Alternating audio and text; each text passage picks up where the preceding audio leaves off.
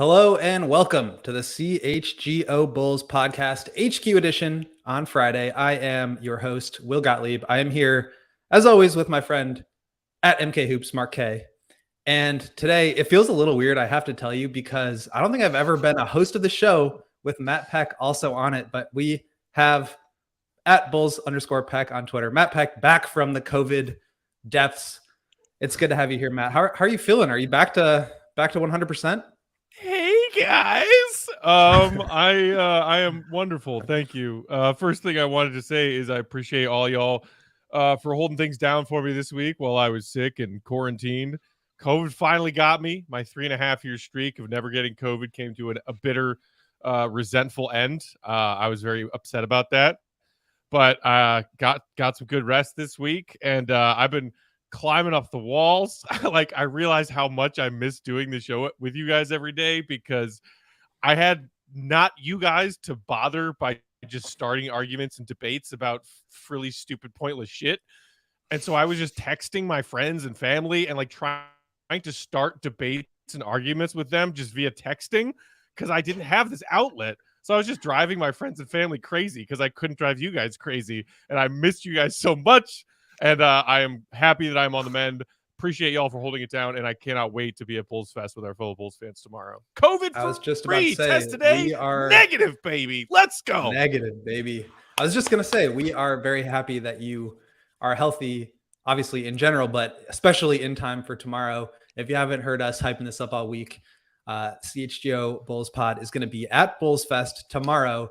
We are going to be interviewing Mark Eversley, GM of the Chicago Bulls. We're going to be interviewing Javon Carter. We're going to be hanging out. We're going to have some stickers and hats and things to give away.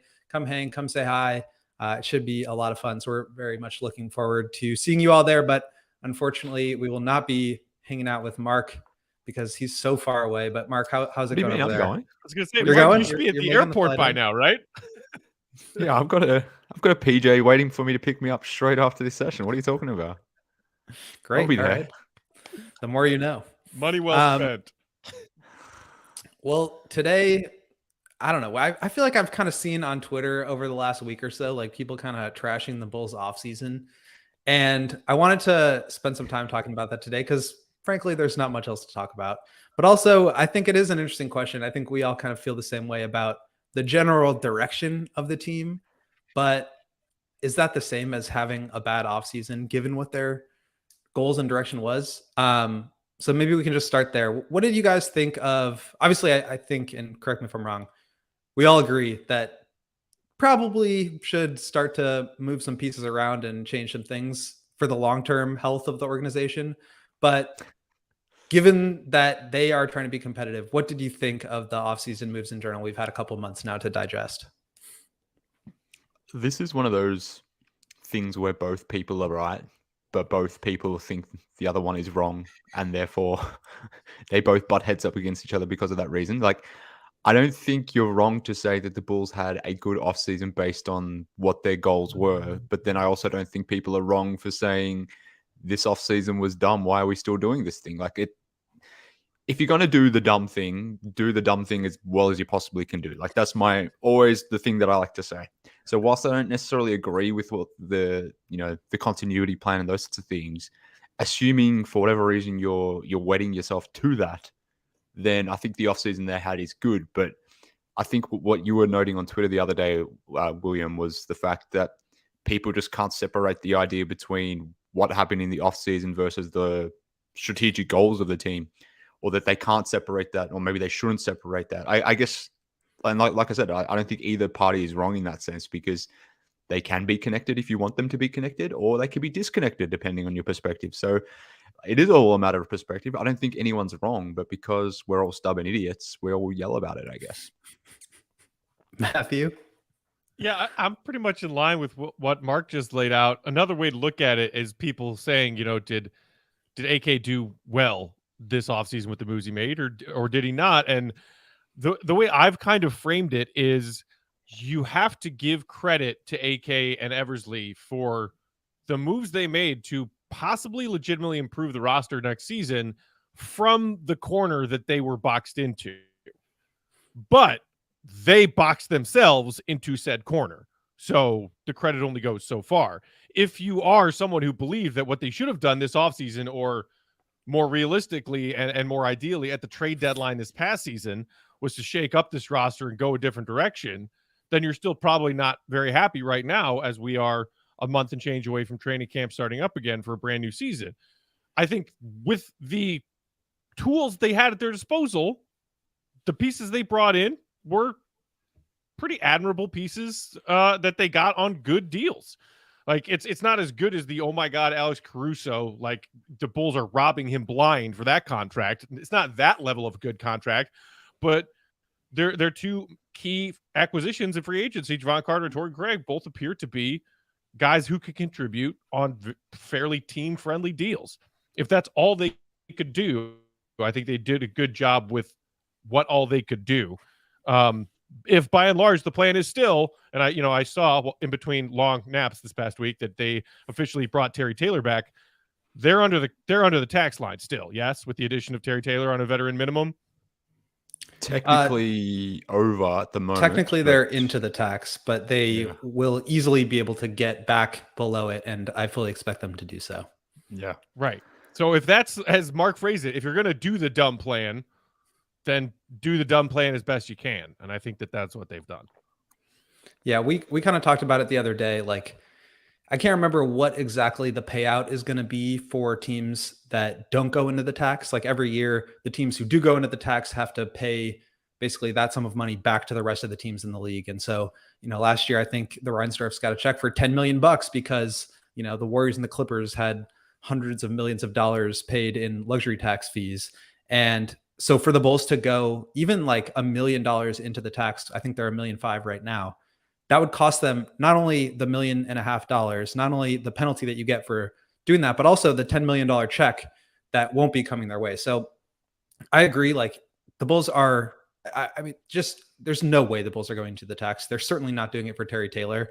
And maybe you could convince me that in some reality where they're the first seed at the All-Star break and there's a week to go before, the trade deadline, and I don't know, like Joel Embiid is injured and Giannis is coming back from an injury and they're not sure he's going to be in the playoffs. And like, the East is actually truly wide open and they have an opportunity to go sign a guy for $10 million that could really put them over the top. Like, barring that sort of just stars aligning situation, I really just don't see it.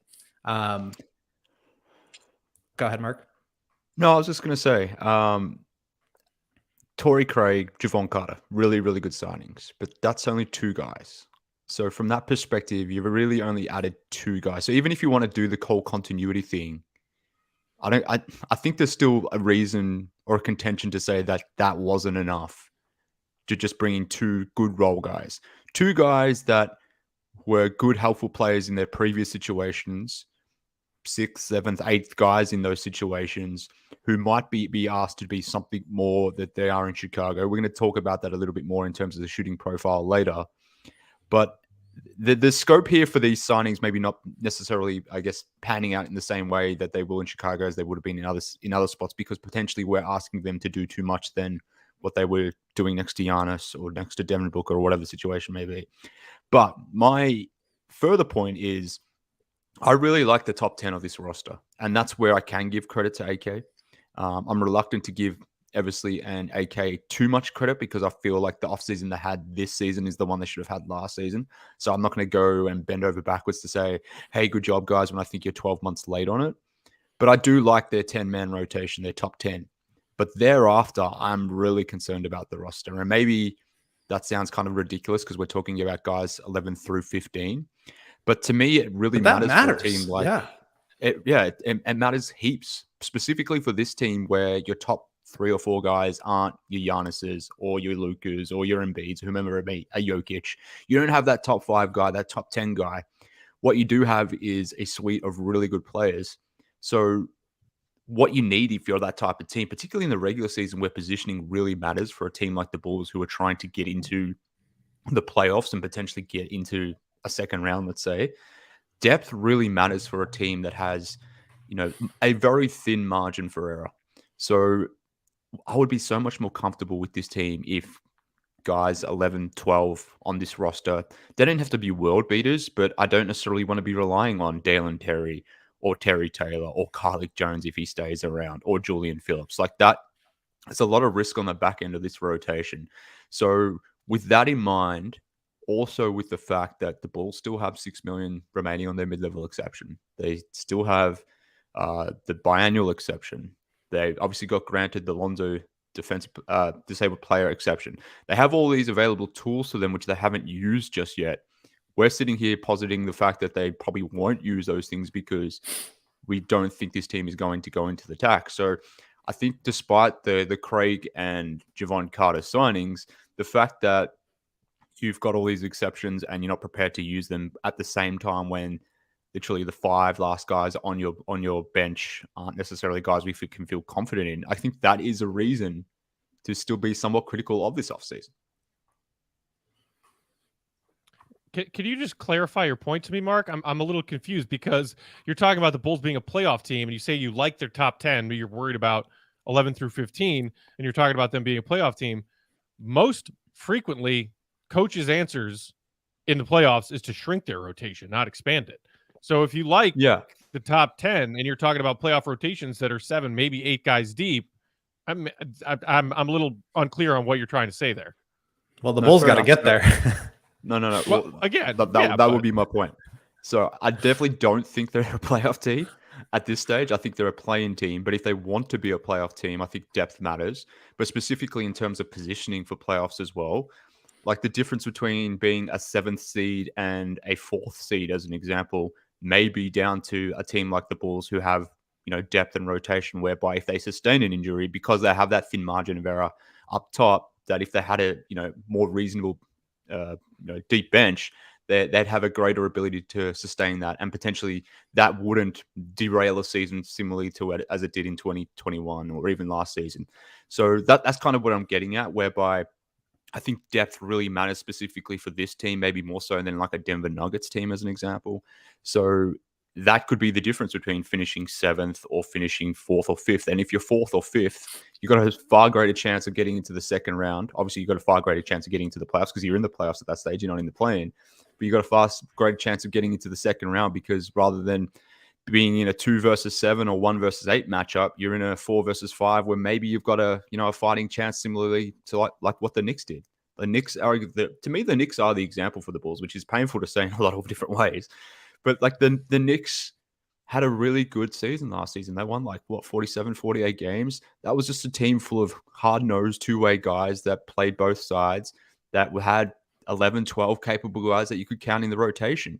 I think the Bulls have 9 or 10 guys who I trust, but thereafter, that's where I start to ask the questions. And I think last season, if the Knicks only had an 8 or 9 man rotation in the regular season, I don't think they finished 5th in the East, and then that compromises their positioning in the playoffs. So, yeah, the rotation's short in the playoffs and those sorts of things, but I think for the regular season, that's when you need that depth, particularly for this team.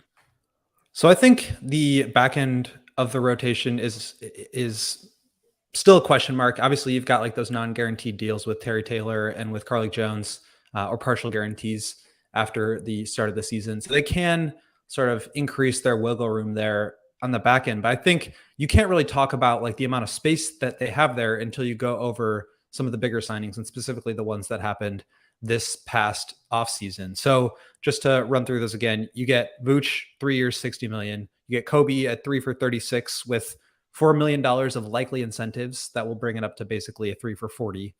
You get Javon Carter at 3 for 20. You sign Julian Phillips to, I think it's like 4 years, $8 million. Torrey Craig, 2 years at the minimum. Ayodesumu, 3 years, $21 million, so $7 million annually. And then you just bring in Terry Taylor. So I think one of the things that I've been seeing around the internet is like the Bulls got a bunch of good contracts. Like Vooch in a vacuum is a good contract. Kobe at that number is a good value deal. Io for $7 million. Like, yeah, it's maybe a little bit more than they needed to spend, but it's like good to have those numbers on your books. Whether that's because it's just like generally good practice to have good players on value deals, and or because you can then trade them.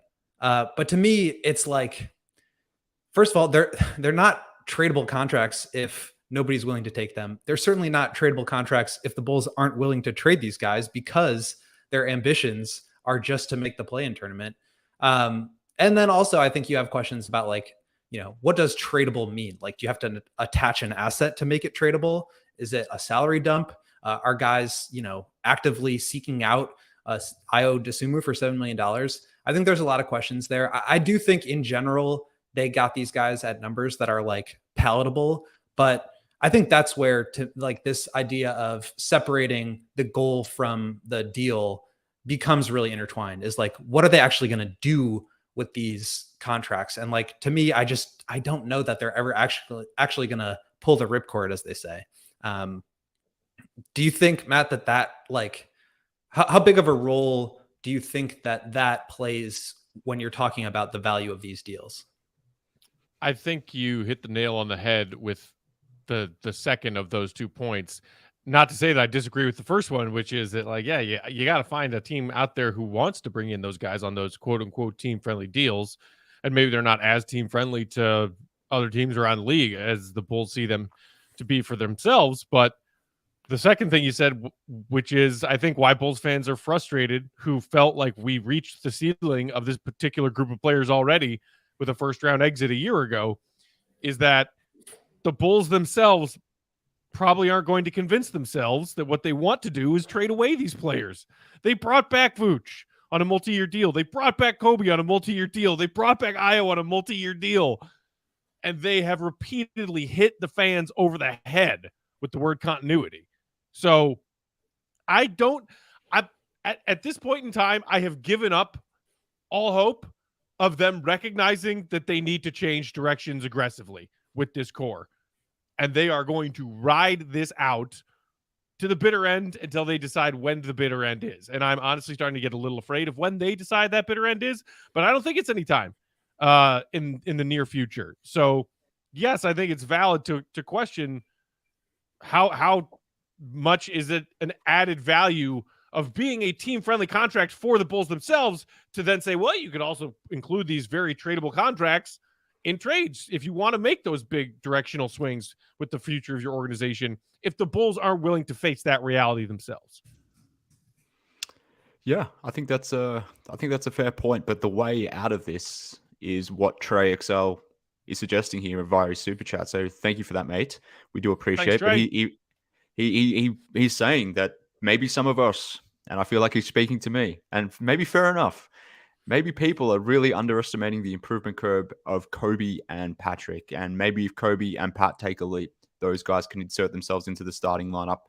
And, any decline or regression, natural regression just due to their age or whatever it may be from DeMar and Vooch, maybe that's offset, or even not just offset. Maybe that the fact that happens, maybe that's just not an issue at all because Patton and Kobe take a leap. I certainly hope Trey's right. Nothing would make me happier than to see Kobe and Pat really take a leap, because that would change the trajectory of this team by quite a bit, at least in my estimations at this point. Like, I still view this team as like a 500-ish team. You could tell me they're going to win 39 games. You could tell me they're going to win 44 games. I could believe you depending on what day it is. But I don't know if I feel greater than that. I don't know if I feel worse than that, which is fine, I guess. But like, that's kind of how I felt the last 2 years. But if Kobe makes that leap, if Patrick takes that leap that sort of Trey's alluding to, then you're talking about a team that has real upside to be a 47, 48 win team like the Knicks, like that example that I referenced before. And I don't necessarily think, Jalen Brunson, RJ Barrett, and Julius Randle is somehow a better three-man combination than Zach, DeMar, and Vooch, because I don't think it is. You could even argue that it's worse. But for whatever reason, they've just figured out the pieces around them and figured out how to make that the role guy roles actually function. We've seen Josh Hart do some things with Team USA. He seems to be a perfect fit. Dante DiVincenzo. They got a whole bunch of young guys that are doing their thing. So if Kobe and Pat can make that leap, then maybe that changes things. But I'm in the need to see it before I believe it, Camp, I guess. But nonetheless, I appreciate your super chat, Trey. Yeah, I think that's, one of the things the young players developing. And I think that's one of the things that when you look at the ways that this group is going to improve, or the things that they can do to maybe play above the sum of their parts, because I think at their best last year, they were playing above the sum of their parts. At their worst, they were playing way far below it. When they had Patrick Beverley, and I think, finished that season pretty strong. I think they were playing well. I think they were playing to the level that they probably feel they should have been playing all year. And I think that's unfortunately going to be the justification for keeping this group together. But I do think that was sort of above the sum of their parts. But in order to get back to that, obviously you need to have Javon Carter and Torrey Craig playing a role. But I think also like Kobe and Patrick taking a step forward. And I think that's where, if you're looking at contracts, Kobe to me has an opportunity to really be the one that makes his deal look like a really solid value. And that obviously can totally change the trajectory of the team. But again, like it's one thing to just have a bunch of like solid deals, but like if you're not going anywhere with it and you're unwilling to leverage those into future assets to like redirect the team, I just don't know how much that matters. Because to your point, Matt, like they're just kind of going to run this into the ground, and it's going to get to that point one way or another. It's just a matter of how long. But we can spend some more time on that after the break. First, though, Mark, can you tell our friends about Sunnyside? Well, I believe you're going in a different order here, William, to the rundown, so I wasn't prepared. But nonetheless, because I'm a professional, I did have the ad read up. And I have my ad read up ready for Sunnyside Cannabis. And if you weren't aware, friends, what Sunnyside is, Sunnyside is your home for judgment-free cannabis shopping, a place where all kinds of visitors, no matter who you are welcome to explore, discover, and purchase a wide array of high-quality products. Sunnyside, William, has everything you possibly could need to elevate your summer. It is your one-stop shop for all your cannabis needs, no matter where you are on your cannabis journey, whether you're starting out, whether you're a seasoned professional like Torrey Craig or Javon Carter. Not necessarily. I'm not inferring that per It's se. certainly not me. But I'm just inferring that they are veterans of the NBA, unlike younger players like a Dalen Terry, for example. But on that note, William, who would you say, of all the Chicago athletes out there right now, who has really elevated your week? Who has made this week just absolutely perfect for you? It is a fun Friday after all. I'm keen to understand, like from your perspective, what Chicago athlete has just made it just a good week for you, mate? I'm going with Mr. Christopher Morel, who hit a walk-off home run all the way to the Sunnyside brick and mortar store in Wrigleyville. I don't know who that is, but I'm assuming it's a baseball player. It's a baseball player for the Chicago Cubs. Walk-off 3-run homer against the Sox Wednesday night. Don't know what that means either. Yeah, but that's fine, because I don't need to know what it means. Because you know what? I'm just going to head down to Sunnyside. I don't need to know about anything. All I need to know is that when you go to Sunnyside, guess what, friends? If you use promo code CHGO25 at checkout, you get 25% your total order. One use per customer. It's not stackable with other promotions, but whether you're a new customer or a returning customer, it doesn't matter. You can go over to the website, sunnyside.shop, and you can get yourself a really good bargain using that code, CHGO25. So the only caveat must be that you are 21 or over, or that you're an Illinois Med card holder. But William, it is now your turn to read about Lewis University. Oh, thanks for letting me know, Mark. Because Lewis University is made for students just like you, who have full-time jobs, families, and of course, are full-time sports fans. But if you're eager to go back to school to earn a respected degree, check out Lewis University, located just 35 miles southwest of Chicago in Romeoville. It is ranked as one of U.S. News and World Report's top-tier colleges.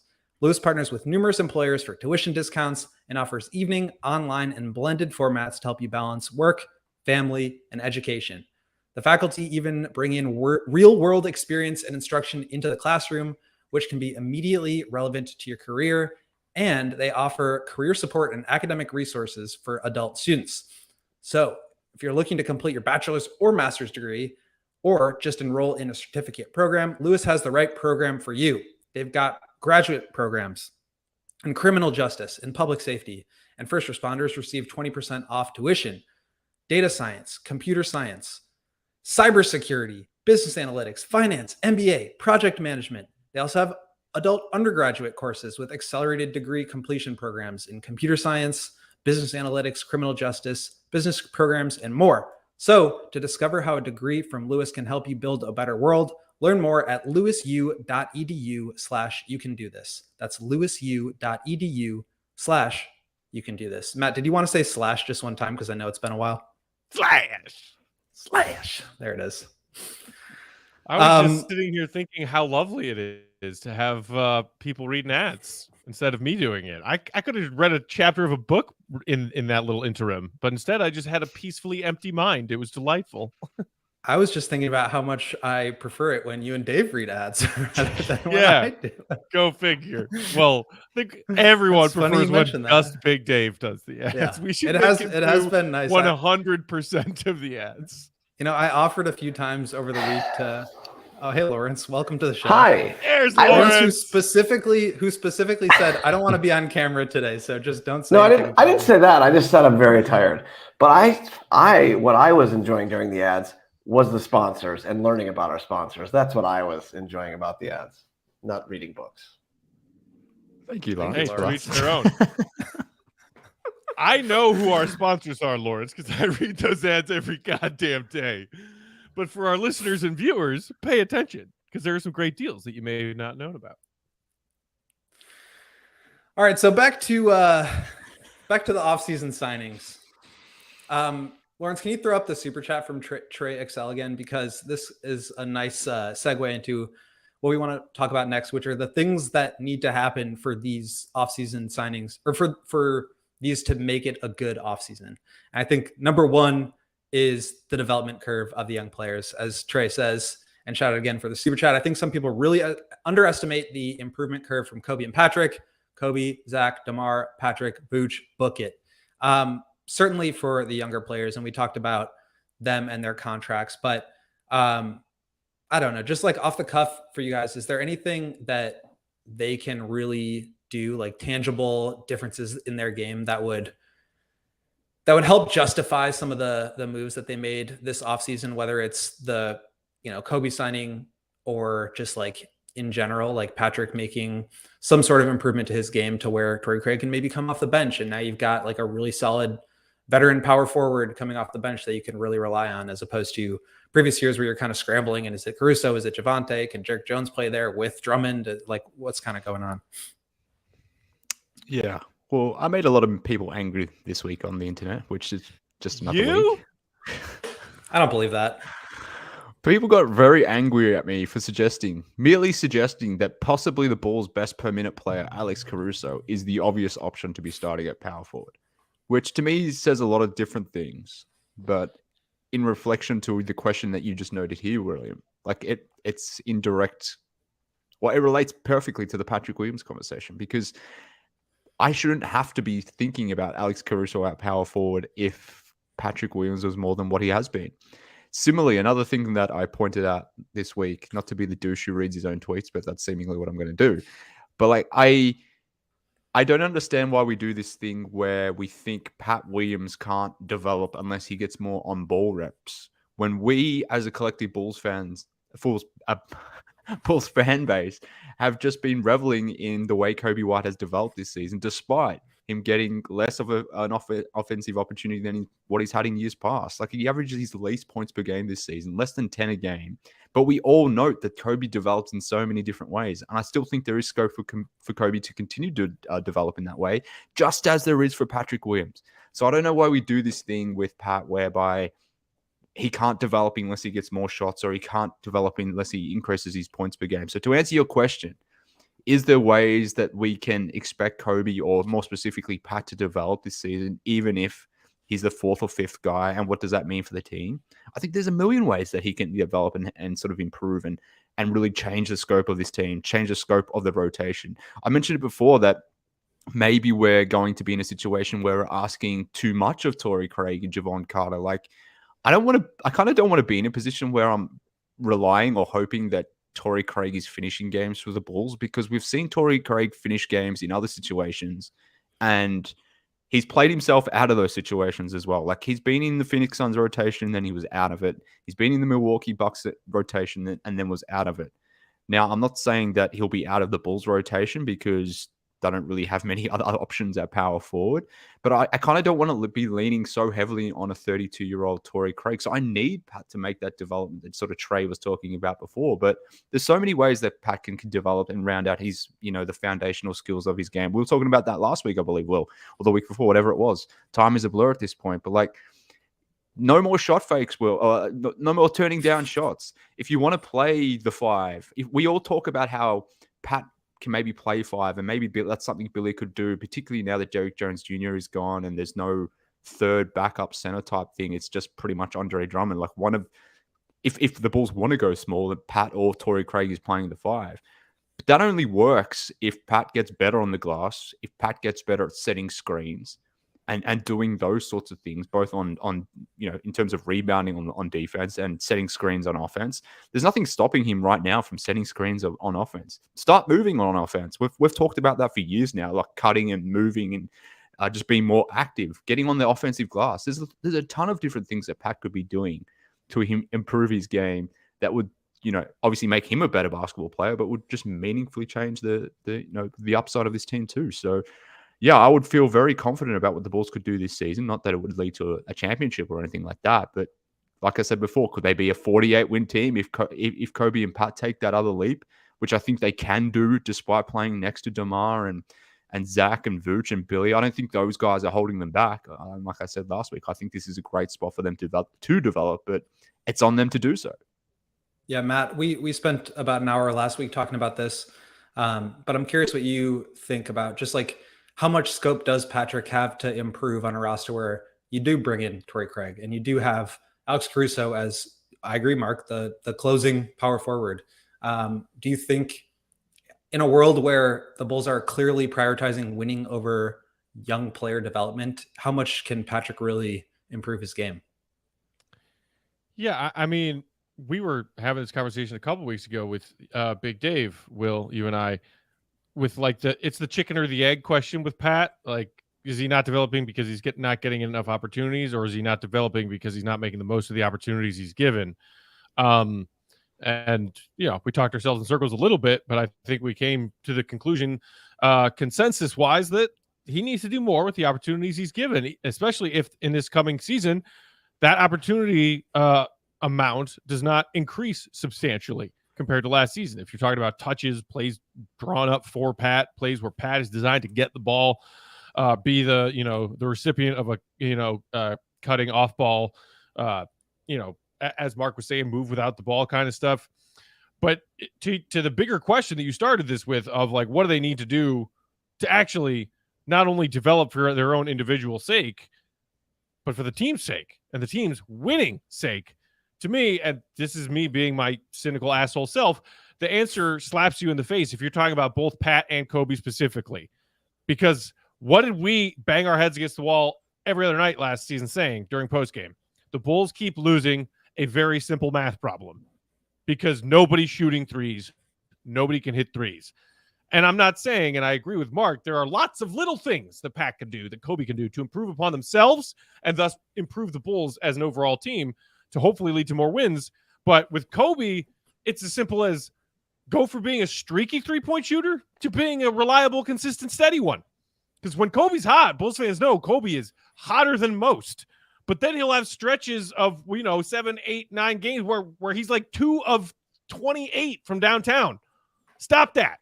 Get that out of your game. Become a reliable, consistent three-point shooter, not a streaky one. And with Pat, Mark mentioned this too, no more passing up open looks. The first time this season in a game that counts where Pat passes up an open three, Billy better yank him and sit his ass on the bench to teach him a lesson. You want to play? Then shoot when you're open, goddammit. Shoot when you're open. I'm sorry, but this is a simple math problem, and it plagued the Bulls all of last season. If the Bulls are the last team in three-point volume again this season, I'm going to jump off the freaking Hancock, okay? I can't take it. If you're talking about realistic improvements from these young guys that the Bulls kept around, that they drafted, they're trying to develop, make more threes. Jesus. Make sure, Matt, if you are going to throw your hat right now, to take off your headphones first. I don't want those to go flying as well. I've learned but that that's lesson once. And only once. It's I'm glad you brought that up because it's something that both Mark Eversley and AK talked about after the draft when we first had availability. AK, or maybe this was actually in the exit interview, but he said, we're basically starting every game in an 8-point deficit just based on the amount of threes we're shooting. And, they brought in a new shooting specialist who's going to head up their player personnel development program. And I think that could be really useful. But at the end of the day, like, I don't expect, like, Patrick had a 50% leap in 3-point field goal attempts last year per game. I don't expect that to go from 1.7 last year to 3.4 this past year to like 6.8 next year. I don't really see that kind of. But why not close to that? There's no reason it can't be close to that. Yeah, it should be. I think, like 4.5, 5 would be ideal. But kind of my point is, like, with the other signings, like, is he even going to have that kind of opportunity to get the minutes enough to get those shots up? And so that leads me to my next question, which is like reconfiguring the shot profile of what AK was talking about and what we banged on about every single game and every single day in between games, which was this math problem that you're talking about. So I'm curious, Mark, and you mentioned this before, but we didn't really dive into it. So obviously they bring in guys who can shoot the ball, who do so at a high level, who I think would have been like 3rd and 4th in 3-point makes on this team last year. How much do they actually move the needle for the Bulls in terms of 3-point attempt volume? Yeah, I'm skeptical that the Bulls have dramatically changed their shooting profile. I've quoted the numbers previously, and I don't have them in front of me at the moment, so I'm sort of doing it off the top of my head. But it's very, very basic math. It doesn't line up completely. But in terms of 3-point attempt rate, it was 3 points. 3-point attempt, 3 points attempted per 100 possessions. The comparison between Javon Carter and Patrick Beverley at the time, it was only like 2 threes per 100 possessions in terms of the number of attempts they had. The same was true between Torrey Craig and Derrick Jones Jr. So, I mean, we don't think of Derrick Jones Jr. as a 3-point shooter, but I think he was taking like 4.5 threes per 100 possessions. Torrey Craig, 6.8, something like that off the top of my head. It was roughly a two attempt delta for both guys. So it's not huge. And obviously those players are not playing 100 possessions a game. So even though that delta of 2 represents or is a delta of 2 over 100 possessions, like I said, these guys are maybe playing 50 possessions in a game. So it's really adding 1 additional 3 per guy. Now, does that materially move things? And to your point, Will, like, does Pat even play like 28 minutes per game this season? Pat was 4th on the team in minutes per game this season, played 28 minutes. If that were to go down because Billy trusts Javon and Kobe and Caruso and Torrey Craig to be that 4th and 5th guy more so than Patrick Williams, then maybe Patrick Williams is playing closer to 24 or 22 minutes a game. And does his 3-point attempt rate go down, or does he not shoot as many threes? So any gains you're making because Javon Carter and Torrey Craig on the roster, like, is that offset because maybe Kobe's getting less minutes, one of your more prolific 3-point shooters? Maybe Pat's getting less minutes because of that. And not that Pat was an overly prolific 3-point shooter, but, he was one of your more accurate shooters when he did shoot. So the point being that we look at this by proxy by saying, the Bulls have added 2 good shooters who don't get up a ton of volume, but when they do, they knock them down. I'm still skeptical if Torrey Craig really is a 38, 39% 3-point shooter like he was last season. That's, to me, seems like a risk. That seems like a bit career of an high, outlier. I believe. Yeah. Whereas maybe you could convince me that Javon Carter is actually a 40% guy. But the point being that I don't think we should just think that, the Bulls have added 2 decent volume shooters, 2 guys that can knock them down when they're open, and that has solved the 3-point shooting issue. Because I don't think it necessarily has, because for them to get minutes, others can't play.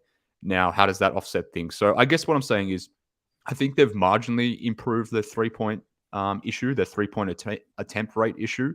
But have they improved at the same rate that the rest of the league has improved? Like, that's the question I have. They may have improved, but relative to the rest of the league, have they improved enough to the point where they're jumping from 30th in a 3-point attempt rate to 20th, as an example? Or have they only improved to a rate whereby, okay, maybe you're not 30th anymore, but maybe you're 26th? And obviously that would be an improvement. I would rather them be 26th than 30th. But is that meaningful? Is that changing the scope of this Bulls offense? Not really.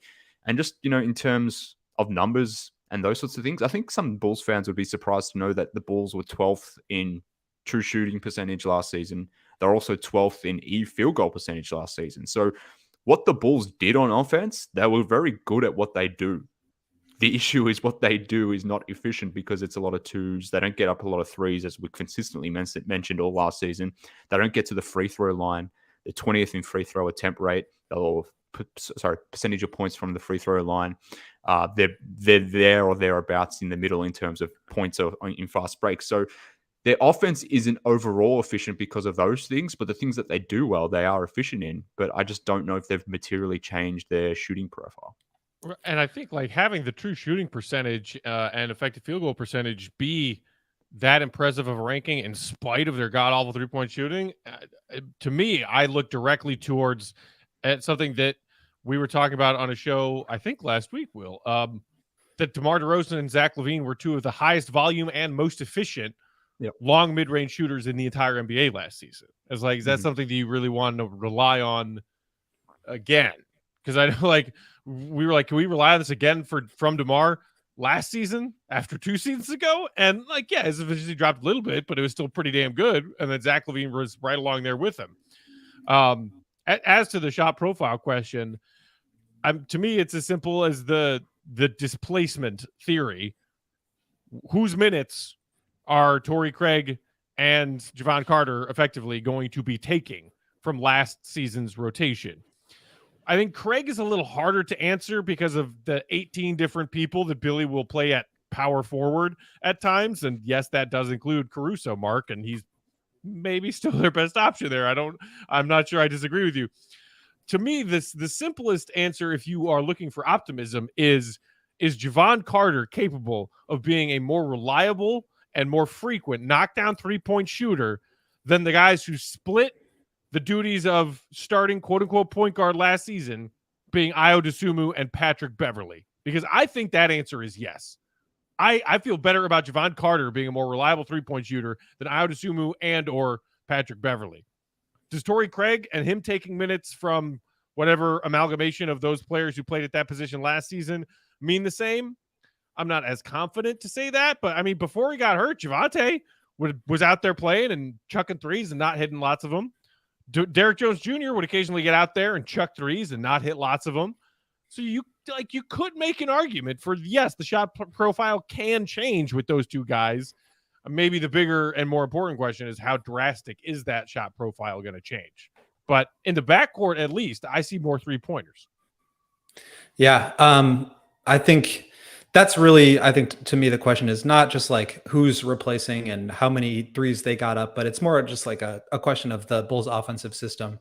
And as AK says with the super chat here, shout out to you, AK, player development and win now are competing goals. Bulls organization is set on win now, so we have to keep the expectations grounded. However, P. Will needs to rebound more. Both Ayo and P. Will need not pass up open threes. That's exactly what we're saying at the beginning of this segment. Just the player development that they really have an opportunity to be a part of is taking advantage of their open shots when they have them, of not stepping on the sideline and, driving into traffic, but taking open shots and being a part of an offense that moves quickly, makes quick decisions, and, can take advantage of a tilted defense.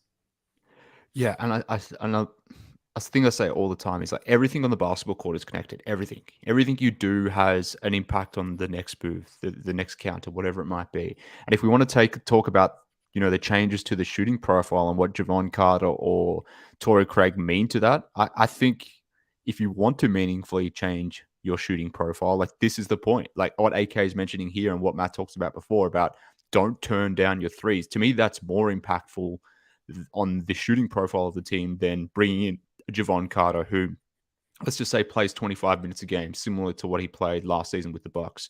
Javon Carter took, 4-ish threes per game last season. Patrick Beverley in his 28 minutes was taking 4-ish threes per game. So that's what I'm talking about, where if you're just replacing those minutes, that maybe you get up 1, maybe 2 more threes at most. That's not really meaningful to me. But what is meaningful is, instead of Pat turning down 1 or 2 threes a game, instead of Ayo turning down threes, whomever it may be, There was even times when Kobe goes through those streaks that Matt was talking about before, where he turns down shots. Zach LaVine could be taking way more threes. But the point is, when you don't take those threes, when you turn down those threes, what ultimately happens is, and coming back to the point around everything being connected, when you turn down that shot, the ball has to continue swinging at that point. You've taken away any advantage creation that you've created. You've taken away the ability to take an open three or a decent looking three, and you need to get back into your stuff. You need to burn more of the clock. And what ends up happening in those situations is the ball ultimately swings back to DeMar DeRozan and Zach LaVine to finish a possession. And we talked about it before. Why are these guys taking so many high volume mid-range jumpers? Part of that is just their instinctive nature, and that will always be a feature within their game. But part of that is the fact that these other role guys that they're surrounding the balls with, or surrounding those two players with, are turning down shots or don't have the confidence to make or take shots. So the ball ultimately swings back to these guys to take their shot, and they just take those mid-range twos. So part of the reason the Bulls were a high mid-range team was because Zach and DeMar like to do that thing, and they're very good at it. So you as a coach, you as Billy Donovan, you should lean on that because your players are really freaking good at that. But part of that is also because guys turn down shots, and when they turn down shots, maybe it takes you an extra 4 or 5 seconds to create another look. And at that point, maybe there's only a few seconds left on the clock, and DeMar and Zach are going to throw it up there. So it's contingent on these role guys to not do that. And that, I think, has more scope to materially change the shot profile than Javon Carter and Torrey Craig being here. Yeah, and I agree with that. I think, the Bulls have to do, only so much of it can be Javon Carter taking one more three than Patrick Beverley would have. I think a lot of it has to do more with reconfiguring the way that they play offense. And we'll get into more of that after we take a quick break here. Mark, can you tell our friends about the Shady Rays Dingo? Well, I'll tell you about the dingo. Where is that dingo, Law? There he is.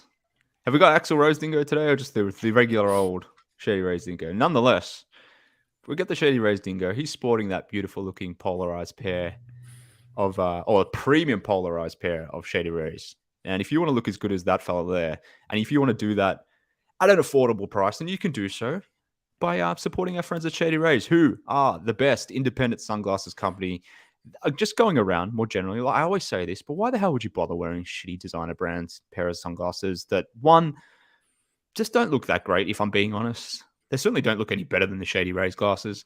They cost you $1 million just to put on your head. And why would you invest such exorbitant amounts of money in a pair of sunglasses when you could easily sit on them or lose them or break them or whatever it might be? You've got a company like Shady Rays sitting over here, giving you absolutely beautiful premium polarized sunnies, doing it at an affordable price. And better yet, they're giving you the lost and broken replacement policy, whereby if you lose or break your sunnies, they will hook you up with a pair. No questions asked. Are any of those designer brands doing that? No, they're not. They're taking your millions of dollars. They're taking your money, and they're not giving you anything back for it. Whereas Shady Rays, they're giving you quality sunnies like Matty's wearing right now. Not only are you going to look good, you're going to feel good, you're going to feel confident, you're going to feel even more confident knowing that the lost and broken replacement policy is there in their background just waiting for you if you ever need it. So friends, just listen to me. Listen to me. But if you don't want to, over 250,000 people on the internet have given Shady Rays 5-star reviews. Now, if you don't trust me, if you don't trust Matthew or WG or LB or the Shady Rays Dingo, trust those 250,000 people who just are good, upstanding citizens who you definitely should be trusting with those 5-star reviews. So if you want to head over to shadyrays.com, use promo code CHGO, you will receive 50% off 2 pairs of polarized sunnies, friends. So try them out for yourself. 5 stars. 250,000 people. Shady Rays Dingoes. Try it out. Try it out. Throw on your Shady Rays and then walk or drive down to check out Circle K. We are so excited to partner with our friends at Circle K. You can check out your local Circle K for the best coffee for me and Matt, beer for Matt, beer for me, and beer for Mark and Big Dave too. They've also got great snacks and premium gas. So look out for freebies and giveaways down the road. Matt, last week when we were doing this read, I promised everybody that on your way up to do a little camping, I told them guaranteed that you would have stopped at a Circle K to pick up some snacks. Do you want to report back about which snacks you picked up at Circle K? Oh, I would love to, Goat. Yes, I did stop at a Circle K. I got the not the full like juggernaut size tall boy, but like the taller than the 12-ounce can, the tall skinny, sugar-free Red Bull. You know, get a little energy kick for the drive out there. Keep it healthy. Keep it healthy. Just sugar-free Red Bull is all you need. You don't need the basically full, the full same as sugar Red AG1. Bull. I mean, it's basically the same. Sometimes I'll drink them simultaneously out of separate receptacles, but yeah. And it's a guilty pleasure. I only get them when I'm on road trips. But actually, shout out to our guy Vinny from CHGO White Sox. He like made me rediscover them as an unhealthy but delicious snack. Combos. I got some pepperoni pizza flavored combos, and I went to town on those bad boys. Thanks to our friends at Circle K.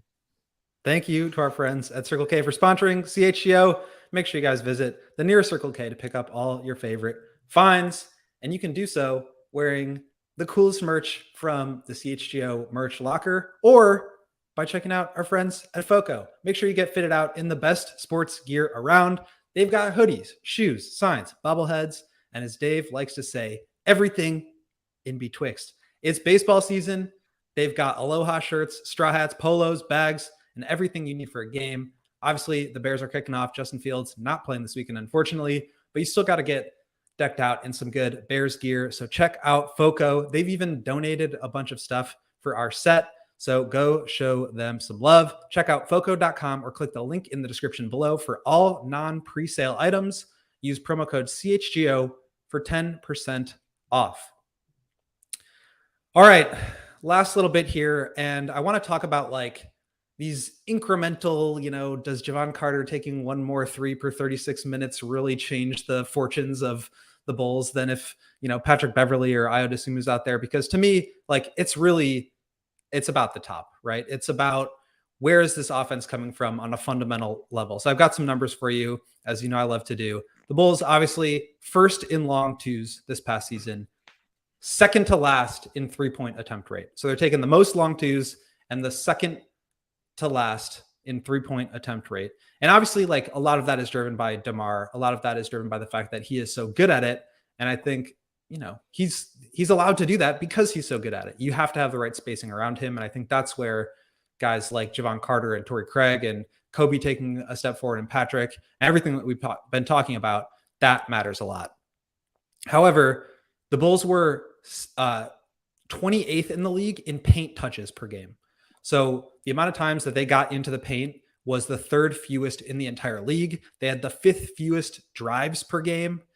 And on the other side of that, they posted up the 3rd most. So for all the people that are saying Vooch doesn't get the ball in the post enough, well, the Bulls were the 3rd most highest post up team in the NBA. And so Somebody tell our friend Stacy. So to me, like, again, you can cater to your best players' skill sets, and I think that's fine. But like a lot of generating good 3-point looks is getting into the paint and kicking it out. A lot of, taking away post-ups or long twos is like taking advantage of the kick out threes that you get and not stepping on the sideline or driving into traffic, having to step back out and then give it to DeMar to take a long two. So I do think like there's ways in which these role guys help, but at a fundamental level, I think the Bulls need to adjust their offense. And to me, that's going to be the real key in was this offseason successful? Because it's hard to teach an old dog new tricks. We know this. And guys like DeMar who are supremely skilled at one thing, but that thing not being super useful for the most part in today's NBA as far as generating efficient offense goes. To me, there's still a lot of question marks. And that really starts with like, can they change the offense at all? They've gotten, I think, the right auxiliary pieces now, but can they do anything that actually changes the way that they're looking for offense in the half court on any given possession, during any of these games? I really don't know the answer to that. Do you guys feel any more confidently than I do? I do know the answer to that. Well, I'm going to claim to know the answer to that. And occasionally you will bring up some good points on this podcast. Occasionally. That happened to be one of your best, if not your best. Thanks, mate. The way you improve your 3-point attempt rate is by getting into the lane and by creating opportunities, whether at the rim or spraying that ball back out to the 3-point line, guys taking advantage from that point of view. But part of the reason why the Bulls have a small 3-point attempt rate, or the fact that they just don't get into the paint, as you noted, because they just don't have a lot of guys on this team who can create advantages. Or if they're not creating advantages, taking advantage of the advantage that has been created for them. We spoke about that already in terms of turning down 3-pointers. When the ball gets, if DeMar draws 2 and he swings the ball out to Patrick Williams in the corner and that guy turns away the 3, or Io turns away the 3, or they step on the sideline because rather than shooting the 3, they up fake and try to drive. That is problematic. That's why your 3-point attempt rate is what it is why you can't get into the lane. But part of the reason, or the bigger issue for me, is not what DeMar is doing or what Zach is doing, but do you have the guys around them that can take advantage of the advantage that Vooch and DeMar and Zach create for these guys? I do think this is a role guy problem, and I don't want to blame the role guys for that. Coming back to how we started the show, like that's on AK and Mark Eversley to put the right type of role guys around, DeMar and Vooch and Zach. Like if you think about Spurs teams of the years past, and I'm not suggesting at all that the Bulls have the level of talent or the level of team that the 2014 Spurs were, but what made that team so special was every single guy on that team, whether it was a star or role guy, they understood the importance of being a triple threat. If you're not going to shoot it, cool, put it on the deck. If you're not going to put it on the deck, then keep moving that thing. The Bulls just don't have that level of player whereby they're capable of being a triple threat. They want to be a triple threat, or maybe they just don't have that ability. Maybe they don't have that IQ. That's another thing. Maybe some of these young guys just aren't in that spot in their development where they can think the game at that level. You need vets more around them. So if that's the case, if you don't have the skill or you don't necessarily have the IQ, it's not necessarily the player's fault. In this instance, at least, that comes back to roster management and how you've created the roster around the star players. So to me, it's less about DeMar, it's less about Zach, it's less about Billy changing the offense, because I don't think you can change someone's, who someone is overnight, at least. So to me, that's why I think I feel confident about the answer, because I feel confident about who I know these players are, their general tendencies. And until those general tendencies change, I think you're asking a little bit too much for the general offense to change. Like, until Patrick Williams shows me that he can stop turning down threes or take advantage of situations whereby, Zach is drawn to, Pat can get to the ball, swings out to Pat, he takes the 3, or he puts the ball on the deck. And what's the patented Pat Williams move? It's the up fake, a couple of power dribbles to the left, and then, walk into a mid-range shot. That's not necessarily creating or taking an advantage. But instead of doing that, if you are going to drive, if you're going to do that dribble thing where you take a few dribbles to your left, rather than it being 2 or 3 dribbles, can it be 5 or 6 dribbles? And rather it being a mid-range jumper, can you now get to the rim? Maybe you're finishing at that rim, or maybe you're spraying the ball out to a shooter in the opposite corner and the ball continues to rotate. Like, these are the things that matter. So to me, it's on the role guys. And I know that's asking a lot, and maybe coming back to what we're talking about a bit before as well, like where Javon Carter and Torrey Craig really matter. I think just being higher IQ players. It's not necessarily their 3-point attempts rate. It's probably just doing the things that these younger role guys aren't doing. I know that's a long rant for me, so I'll stop talking, but I think that's what matters more so than Billy or DeMar or anything else.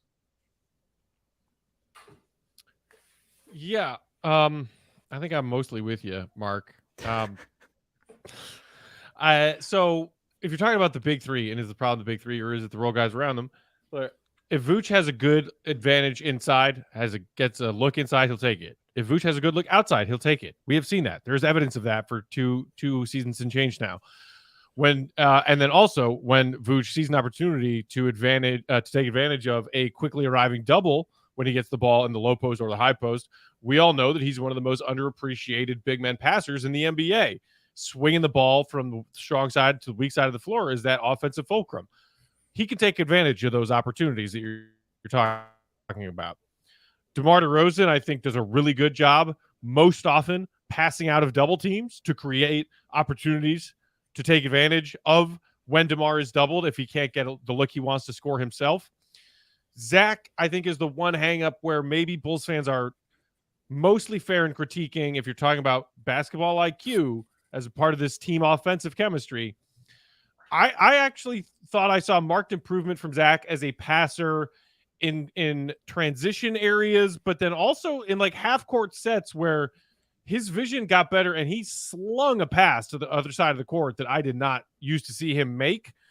The passes and the situations where I still see Zach getting in trouble when you're talking about creating advantages for their teammates and creating good looks for their teammates is when Zach is using his burst to get to the rim, and his focus is score or draw a foul. If neither of those things happen, he hasn't shown us to have the mental quickness to then instead have a solid kick-out pass on a drive that's going nowhere, a drive that's getting caved in on. So that would be the one nitpick I have as far as the big three and how they can create more, offensive opportunities for the role player teammates around them next season compared to last. Yeah. And just to kind of tie a bow on this, like, I agree with what you said at the top, Mark. This is the offseason they should have had last year. I think last year was, quite frankly, a completely wasted season because they just didn't do the things that they needed to do in order to actually make this a competitive team.